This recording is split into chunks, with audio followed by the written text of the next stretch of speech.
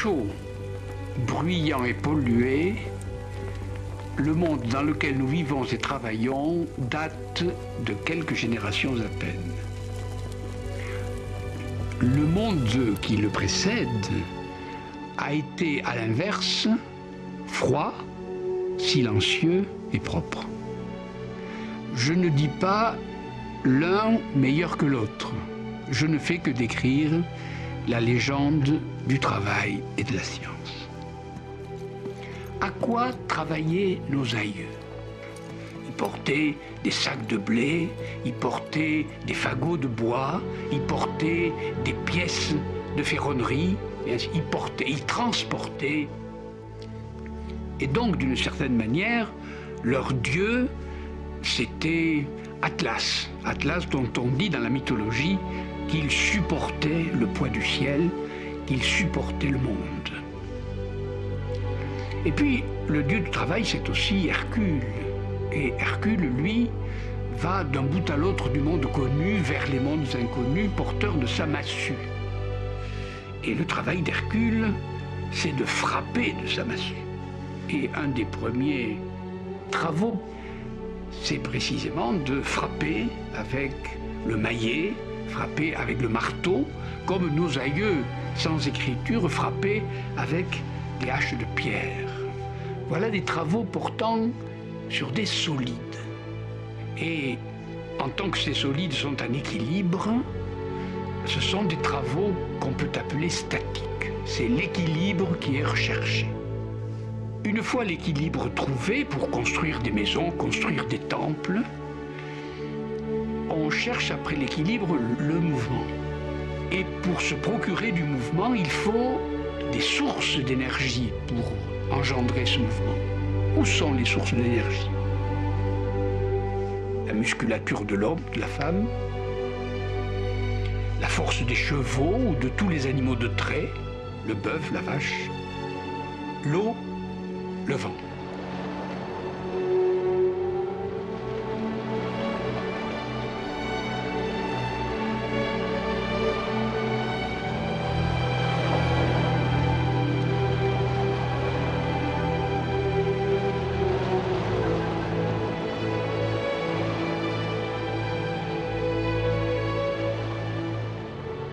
En 1784, le peintre anglais John Garrard peint pour le brasseur de bière Samuel Whitbread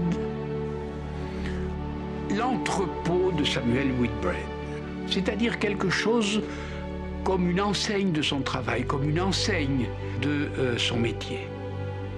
Et là, sur ce tableau, vous voyez récapituler, résumer l'ensemble de tous ces travaux de ce monde promis à la disparition. Les chevaux, les voilà, les animaux de trait. L'eau, les voilà celle de la Tamise. Le vent, qui bien sûr n'est pas sensible sur le tableau, mais que l'on devine derrière les agrès du bateau qui vient précisément de s'attacher au quai. Et ce bateau, ce vaisseau, ces beaux vaisseaux que l'Angleterre gréa, ces beaux vaisseaux sont un résumé parfaitement extraordinaire de toutes les machines qui étaient utilisées dans ces âges-là. Tant il est vrai qu'un bateau est toujours, dans son excellence, le résumé du monde qui le construisit. Et cette enseigne, avec les harnais des chevaux, l'occupation des hommes, le gréement des vaisseaux, fait une récapitulation parfaitement exhaustive de tout l'outillage du travail dans ce monde-là. Quel est cet outillage? Cet outillage date de la nuit des temps. Le levier, le treuil, la balance, la poulie, et puis tous ces appareillages qui mettent des poulies entre elles et que nos anciens nommaient polyspastes, c'est-à-dire ces appareillages très complexes où les poulies démultiplient les forces et qu'on utilise dans les chèvres et dans les treuils. avec les cordages qui transmettent les forces et les mouvements, le vaisseau est saturé de ces appareillages-là. Et quand on dit qu'un vaisseau appareille, c'est qu'il est plein de ces appareils. Il met ces appareils en mouvement. Et Garrard a compris parfaitement que le monde qu'il décrit, que le travail qu'il décrit, que les ouvriers qu'il met en scène et l'outillage qu'il est en train de dessiner, Garrard comprend qu'il fait la tabulation ou la représentation de tout ce monde-là. Ce monde, force, production du mouvement, outillage, date de la nuit des temps et a été étudié, mathématisé, organisé, schématisé déjà par les Grecs.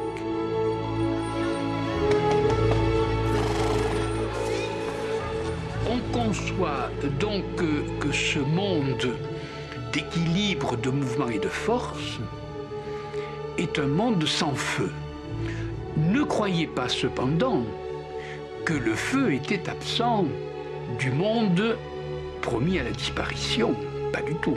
Bien au contraire, il y avait depuis toujours, tout autant que des tailleurs de pierre, des charpentiers ou des porteurs, il y avait des forgerons. Des forgerons qui savaient, par le feu, amollir les métaux et les frapper à la masse pour leur donner la forme désirée. Il y avait des fondeurs, il y avait des forgerons, il y avait des arts du feu. Mais ces arts du feu étaient un peu, comme dans le cas des tailleurs de pierre, des arts de la forme. La question, c'était la forme de la pierre ou la forme de la pièce de métal. Dans la légende du travail ou dans la légende des sciences, le premier dieu du travail, c'était Hercule, le premier dieu du soutènement, c'était Atlas. Eh bien, le dieu du feu, à l'origine, c'est Prométhée. C'est Prométhée qui va arracher au dieu de l'Olympe le secret du feu pour en faire cadeau aux humains. Eh bien, le dieu du travail, à partir de la révolution industrielle, ça ne sera plus Hercule, ça ne sera plus Atlas, ça sera Prométhée, ça sera le dieu du feu. Et de la même manière que le tableau de Garrard résumait, tabulait, symbolisait, programmait ce monde froid, silencieux, ce monde de force, ce monde de forme et de force. De la même manière, un peintre anglais du début du XIXe siècle va résumer tout d'un coup à nos yeux le monde de la révolution industrielle, c'est-à-dire le monde du feu. Voilà Turner.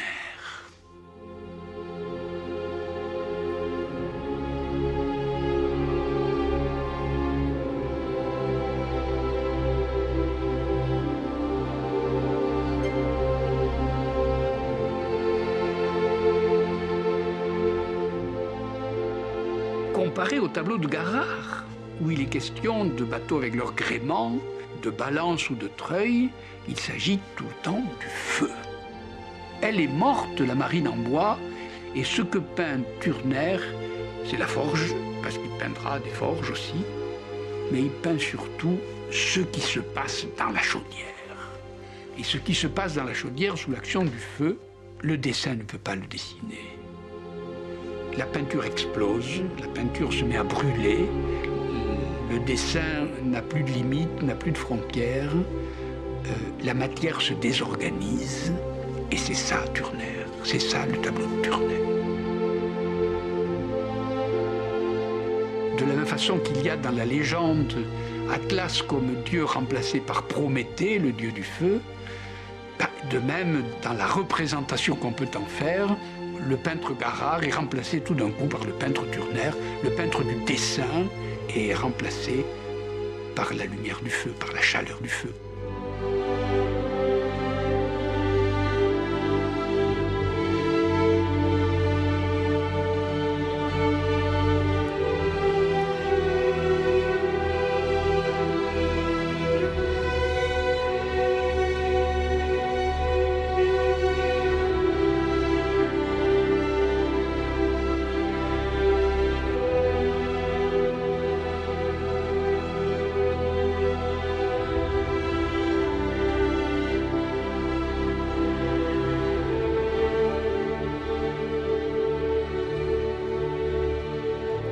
pourrait donner de cette histoire une interprétation astronomique.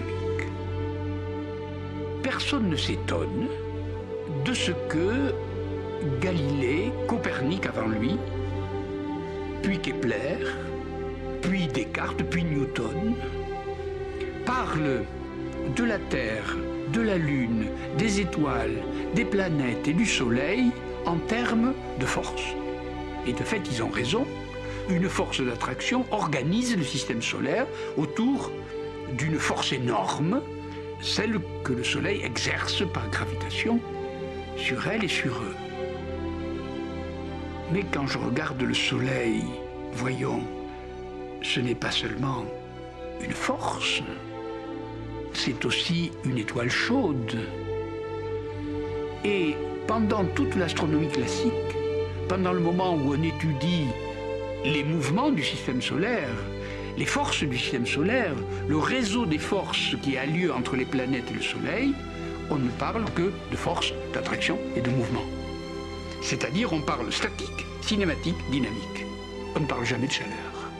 Tout se passe jusqu'à un certain moment, jusqu'au moment où on considère vraiment le Soleil comme une étoile, tout se passe comme si le Soleil faisait partie de ce monde froid.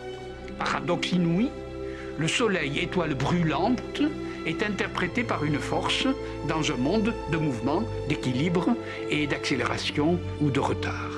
Dans un monde où il n'y a pas de feu. Le Soleil est sans feu. C'est une force sans feu.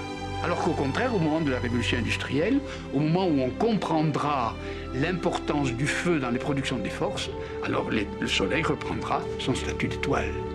C'est-à-dire tout se passe dans l'astronomie classique comme il s'agissait simplement d'une mécanique céleste et non pas d'une étoile brûlante.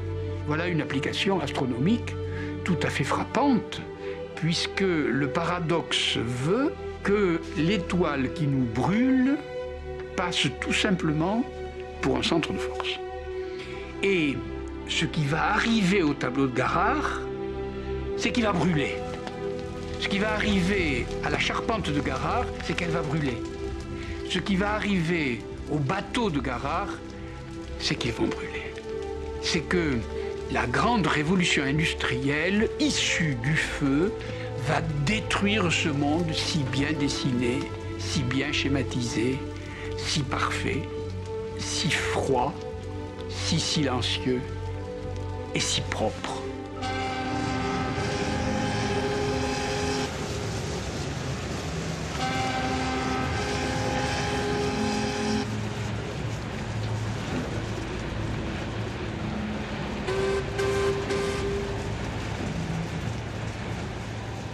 Le son du moteur augmente, comme si ce remorqueur qu'il pousse avancer, se rapprocher, tirant vers nous le vieux monde fait de vent, d'eau et de muscles. Le couple de force et le feu, poussé, tiré, levé, déplacé et brûlé, avant et après. Le passage de l'un à l'autre s'est appelé la révolution industrielle. L'invention qui l'a produite, la machine à vapeur.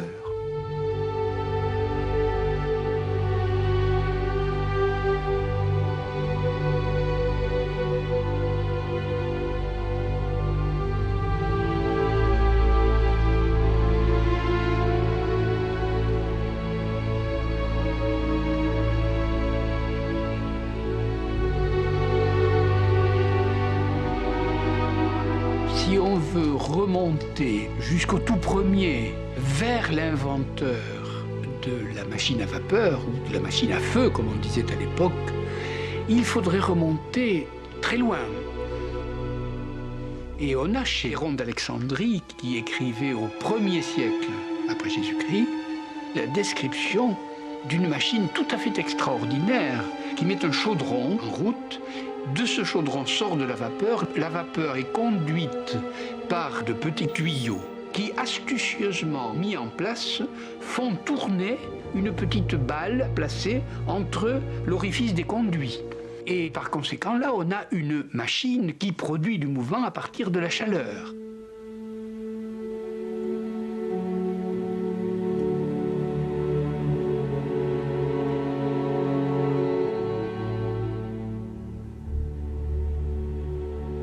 Si vous lisez par exemple les 1001 nuits, vous trouverez là beaucoup d'automates.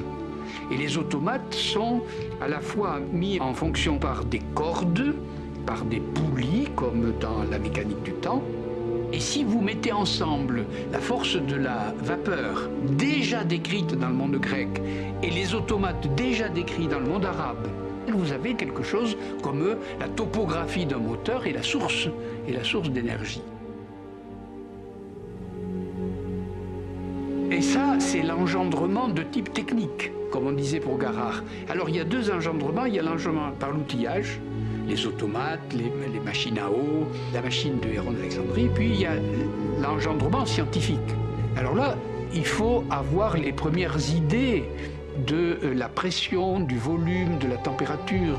Toute cette histoire est très complexe et en fait, elle mêle plusieurs choses. Elle mêle la France et l'Angleterre parce que la mise au point de cette machine s'est faite dans les deux pays, mais il y a un mélange aussi encore plus passionnant de histoire des techniques et histoire des théories. Par conséquent, on peut remonter très loin pour avoir la toute première matrice de l'idée de moteur, mais évidemment, cette remontée vers les sources est une remontée un peu imaginaire parce que c'est pas comme une généalogie humaine, un n'est pas la mère d'un autre qui est la mère du suivant, et ainsi de suite.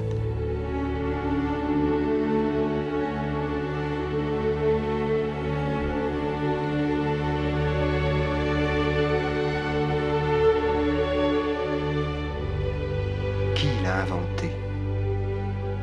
Ils sont nés en France ou en Angleterre, ils s'appellent Watt, Newcomen, Papin, et ils ont tous déposé une multitude de brevets pour mettre au point et perfectionner une machine à vapeur. Denis Papin vit à Paris où il invente des engins permettant de conserver la nourriture sous vide. En 1675, il quitte Paris pour Londres. Là, il travaille avec Robert Boyle. Dans le laboratoire de Boyle, il invente sa fameuse cocotte pression accompagnée d'une valve de sécurité dont le principe est fondamental pour le fonctionnement de la machine à vapeur. Il est vrai que Denis Papin, qui part travailler en Angleterre, invente sa fameuse marmite. Ce n'est pas une machine, mais ce qu'il invente vraiment grâce à ce dispositif-là, c'est l'idée fondamentale qu'il y a une force élastique de la vapeur. C'est-à-dire que la vapeur peut produire du mouvement en poussant un piston. Et l'idée qu'il y a une force élastique est vraiment séminale, elle est vraiment première. Et à partir de là, l'histoire va se précipiter. Papin retourne à Paris sans doute à bord d'un navire du Vieux Monde, où tout mouvement ne se fait que par couple de force. On voit un tel navire quitter les rives de l'Angleterre. Un certain Savery dépose un brevet pour une machine servant à monter l'eau ou causer le mouvement grâce à la force motrice du feu. Les termes sont si généraux que dès lors toute invention dans ce domaine se faisait sous brevet Savery. Ce fut le cas de Thomas Newcomen.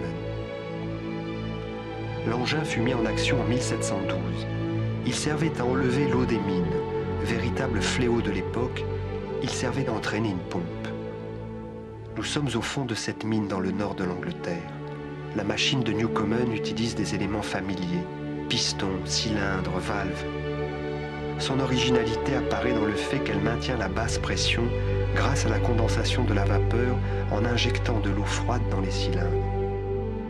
Et il semble bien que, invité à venir réparer la machine de Newcomen, Watt apporte à la machine de Newcomen des améliorations décisives.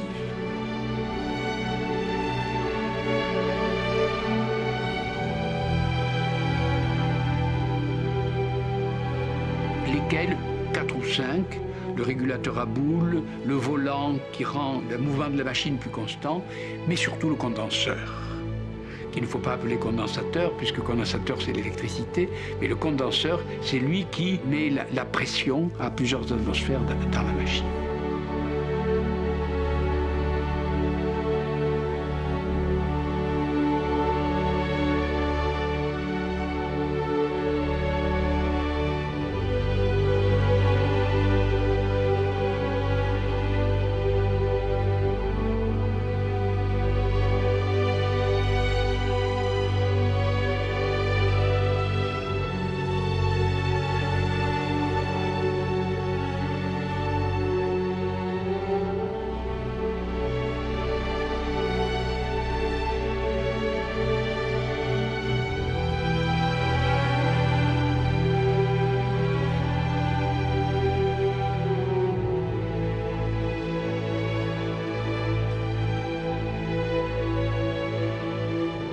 Au bout du compte, on peut dire que Newcomen a inventé une vraie machine, mais nous l'appellerions maintenant machine à feu.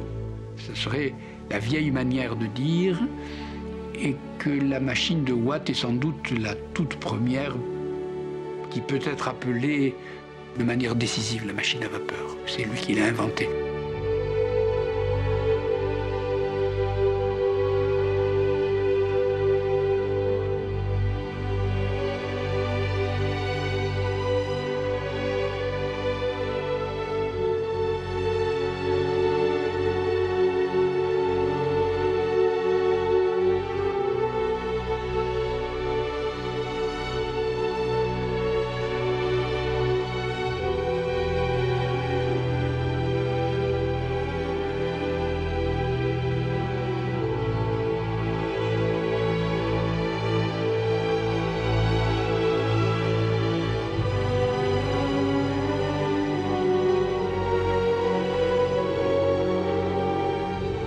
On peut remonter, évidemment, la généalogie assez loin. On peut la remonter, on peut difficilement la descendre.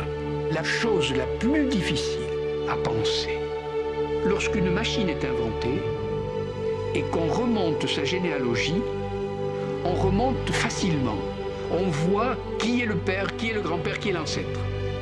Le chemin que vous avez monté, il ne faut pas le descendre. Il faut se mettre dans l'état de celui qui, passant d'un état de la machine au second, ne sait pas qu'il y a l'état troisième, ne sait pas qu'il est en train d'inventer la machine à vapeur. Nous le savons, mais lui ne le sait pas. Et par conséquent, il invente à tâtons, au hasard. Il invente par essai, par erreur. Et il est absolument avec un bandeau sur les yeux. Et c'est ça l'invention. Et c'est ça qui est décisif. Et c'est ça que nous comprenons mal. Et c'est ça que les historiens ne font pas voir. Parce que l'invention doit faire des pas décisifs dans le noir. Il est en train d'inventer la machine à vapeur. Pas du tout. Il est en train d'inventer une machine dont il ne sait pas que ce sera une machine à vapeur. Et ce moment d'invention, ce moment décisif de pas en avant que Newcomen produit par rapport à Savery, que Savery produit par rapport à Papin, etc., eh bien c'est extrêmement difficile à penser. C'est que tout simplement l'invention est difficile à penser. On peut toujours raconter des histoires. Inventer, c'est un mouvement absolument mystérieux, passionnant et secret de l'esprit humain.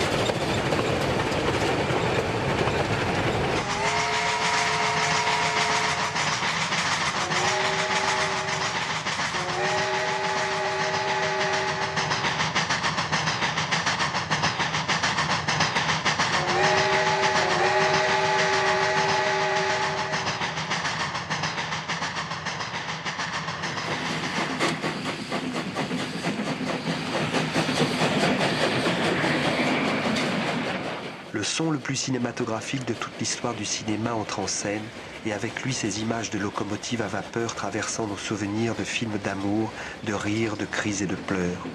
De l'Ouest américain à la Sibérie blanche, toutes les terres du monde ont été traversées par les rouages et les sifflements de ces machines. Sur ces sons de voyage, ce passage entre le feu, l'eau et la mécanique.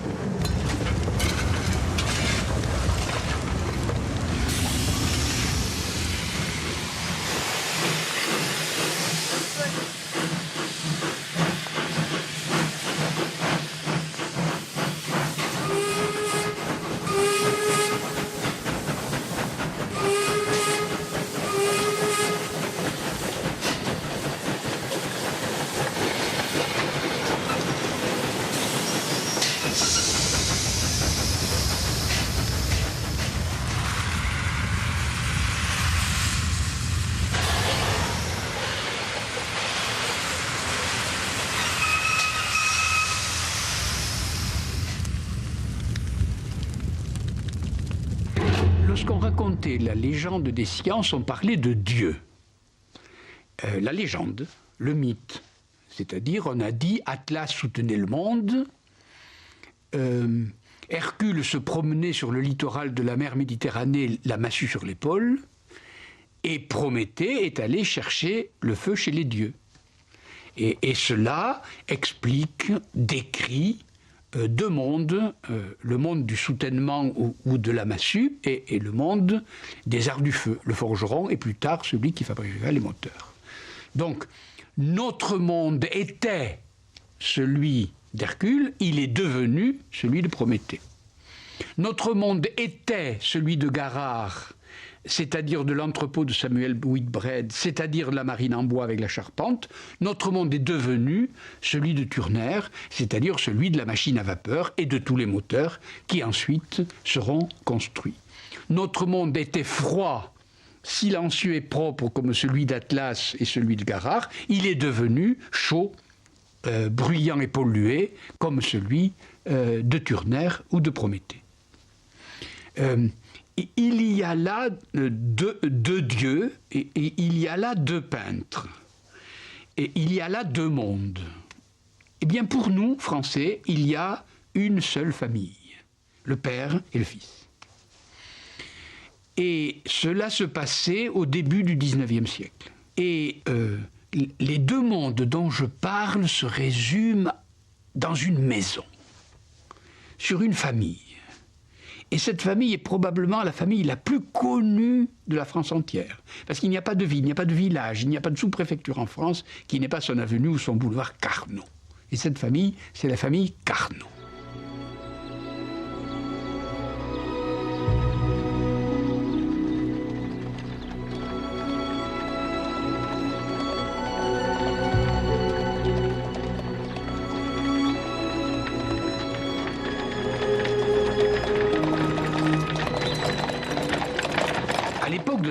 Française, un des plus grands savants du temps s'appelle Lazare Carnot.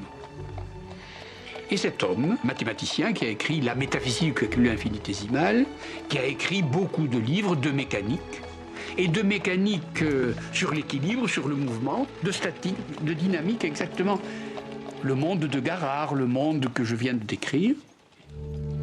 Cet homme, mathématicien, mécanicien, physicien, se tire de quelques inconvénients à la Convention, devient membre du comité de salut public, puis membre très influent du comité de salut public, devient général, organise les armées, organise la bataille, organise les victoires. Carnot, la science, devient Carnot, la guerre, et Carnot, la guerre, devient Carnot, la victoire. C'est-à-dire Carnot, le pouvoir. Et Lazare Carnot, la République a besoin de savants.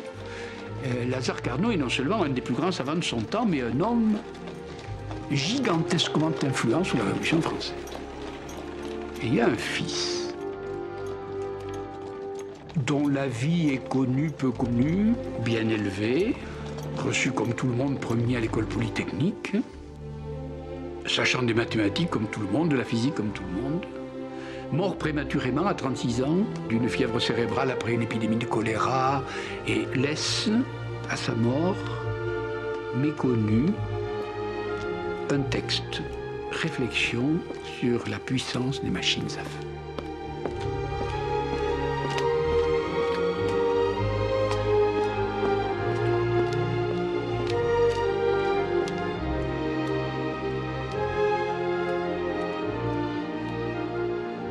Et, paradoxe stupéfiant, alors que l'homme le plus important du temps, Lazare Carnot, est passé totalement aux oubliettes de l'histoire des sciences.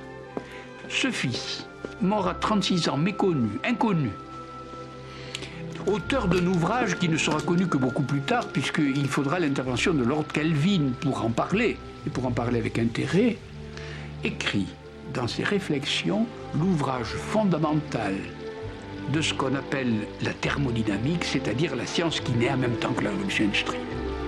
C'est-à-dire que des deux Carnot, le plus important, c'est le moins important, le plus puissant, c'est le moins notable, le plus connu, c'est le moins connu, et le vrai inventeur, c'est le fils. Le père représente le monde fini, pas fini, parce qu'on aura toujours besoin de marteaux d'équilibre, etc. Mais la vérité du monde qui naît, la vraie couleur, sera donnée par les moteurs, les machines à feu, c'est-à-dire par Carnot le Fils. On peut dire là que lorsque Turner représente le remorqueur tirant le gros bateau, le remorqueur, c'est Carnot le Fils, et le bateau qui est amené au cimetière, c'est Carnot le Père. C'est-à-dire Atlas, c'est Carnot le Père, mais Prométhée, c'est Carnot le Fils. C'est-à-dire que le Fils écrit dans son texte pratiquement tous les grands principes de la thermodynamique, le premier, le second surtout, le second principe de la thermodynamique, c'est écrit dans la réflexion sur la puissance des machines à feu. Le cycle de Carnot qui caractérise le fonctionnement de moteur est décrit. La notion de rendement de moteur est indiquée dans le texte de Carnot. Et finalement, l'impossibilité du mouvement perpétuel de deuxième espèce, comme nous disons aujourd'hui, est indiquée aussi dans le texte de Carnot. C'est-à-dire que lorsque Lord Kelvin et puis les autres thermodynamiciens liront beaucoup plus tard ce texte de Carnot, ils le désigneront comme le texte fondateur.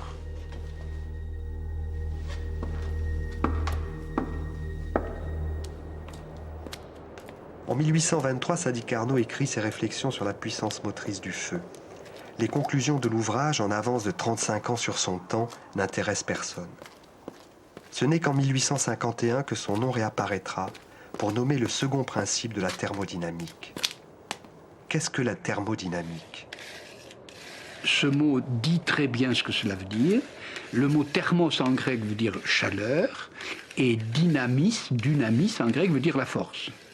C'est-à-dire production de la force par la chaleur. C'est la science des moteurs, d'une certaine manière. Et la thermodynamique a eu une influence absolument considérable au XIXe siècle et jusqu'à nos jours, pour plusieurs raisons théoriques. C'est que, autant le premier principe de la thermodynamique, qui est la conservation de l'énergie, comme il y a conservation des forces, est un principe que tout le monde peut admettre parce qu'il répète le premier principe de la dynamique elle-même, c'est-à-dire ce qui se perd d'un côté se retrouve de l'autre, il y a toujours conservation de l'énergie. Autant le second principe est un principe absolument fascinant, qu'on a mis très longtemps à réinterpréter et à redécouvrir, et que Lord Kelvin, juste après Carnot, considérait comme la dégradation de l'énergie. Comme s'il y avait des niveaux supérieurs et inférieurs d'énergie, c'est-à-dire il y a plusieurs niveaux, et qualitativement l'énergie se dégrade, et elle ne remonte pas, cette dégradation. Ce qui est intéressant, c'est de voir qu'il y a comme une contradiction entre le premier principe qui porte conservation de l'énergie, conservation quantitative de l'énergie, et le second principe qui dit dégradation qualitative de l'énergie.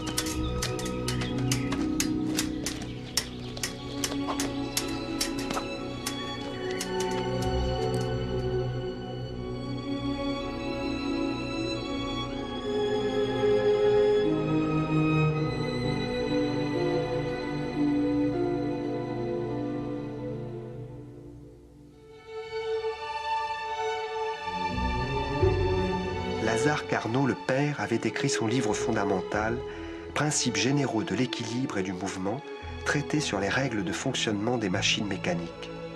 Sadi Carnot, le fils, écrit le chapitre final des machines à feu.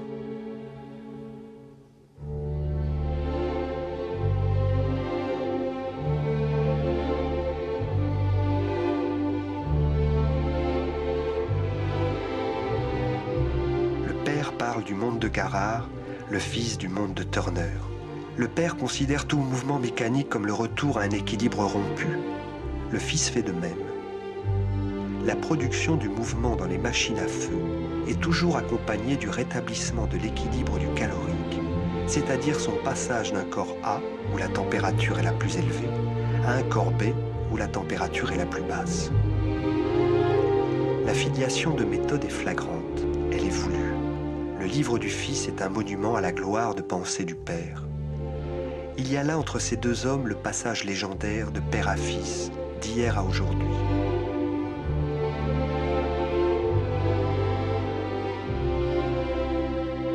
Le génie de Sadi Carnot fut de comprendre le premier ce qu'était la machine à vapeur, un transfert de chaleur. Il crut ceci. Le transfert de chaleur s'effectuait d'une source chaude vers une source froide, de la même façon que l'eau d'une chute passe naturellement du niveau le plus haut au niveau le plus bas.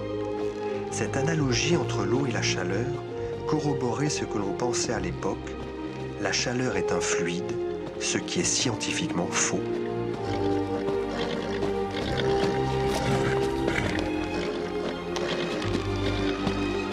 La vie de Sadi Carnot se passe partout où l'on traite des choses de l'esprit. Collège de France, École des mines, Conservatoire des arts et métiers, Muséum d'histoire naturelle, culture physique, arts, lettres, sciences, tout défile au long des journées. On le voit danser, patiner même, non pour devenir bon danseur, mais pour être souple et pour étudier par le menu la technique de la chose, ainsi de l'escrime, ainsi de l'équitation, ainsi de la natation, ainsi de la musique.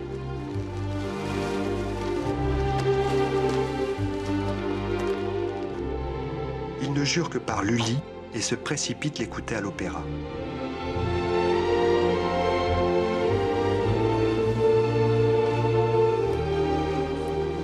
Dans ses immenses lectures, il revient sans cesse à La Fontaine, à Molière et à Pascal.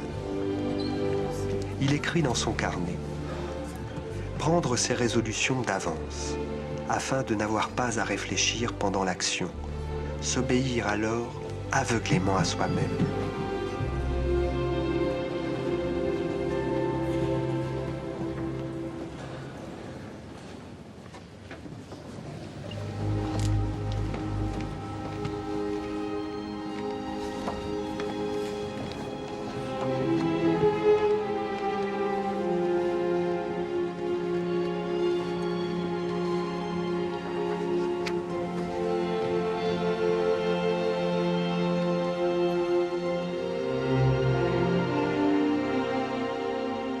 Sadi Carnot ne put rien faire contre le choléra qui l'emporta à 36 ans, et avec lui tous ses papiers, ne laissant qu'un texte, publié de son vivant dans l'indifférence générale, réflexion sur la puissance motrice du feu. Le tout fut brûlé comme il était d'usage dans ces cas-là.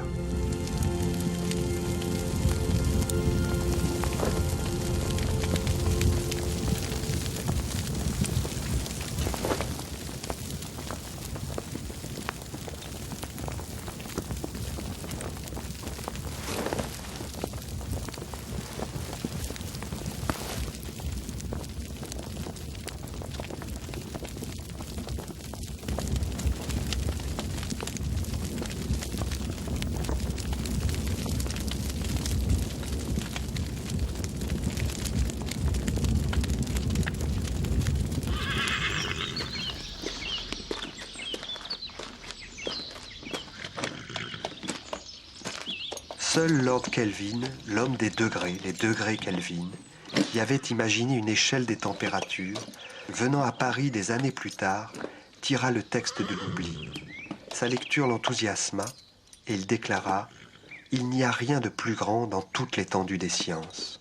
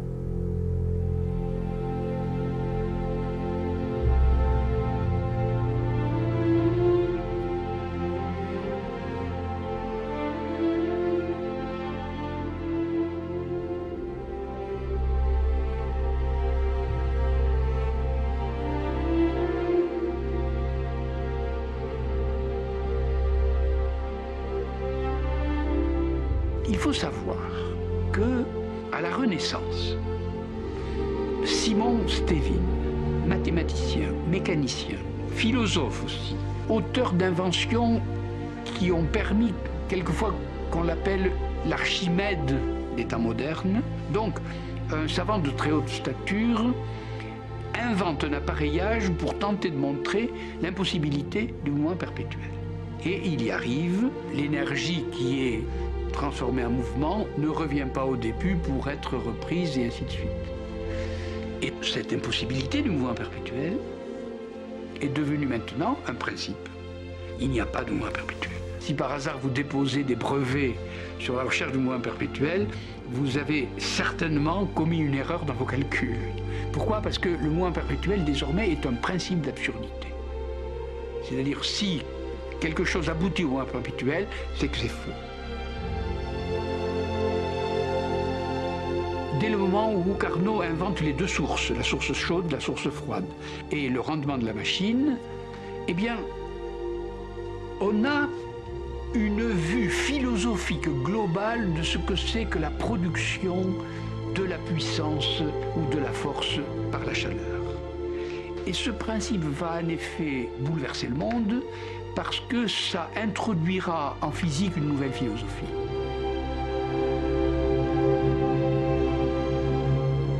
Le premier monde dont nous avons parlé, c'était le monde des formes et des forces. Monde froid, silencieux, propre. Le deuxième monde, c'est le monde de la production des forces par des moteurs et leurs déchets. C'est un monde chaud, bruyant et soumis aux pollutions.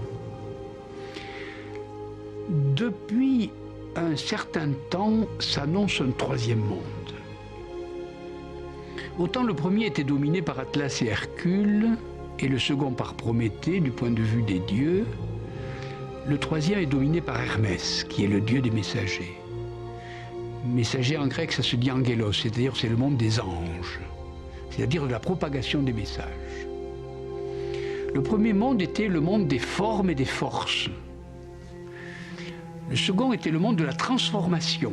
Par les moteurs, nous transformons le monde. Le troisième monde est le monde de l'information. Forme, transformation, information.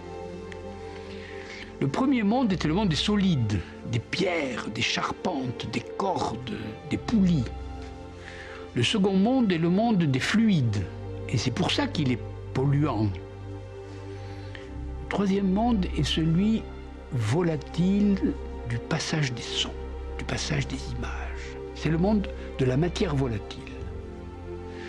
Le premier est le monde de la construction, le second est le monde de la transformation, le troisième est le monde de la messagerie.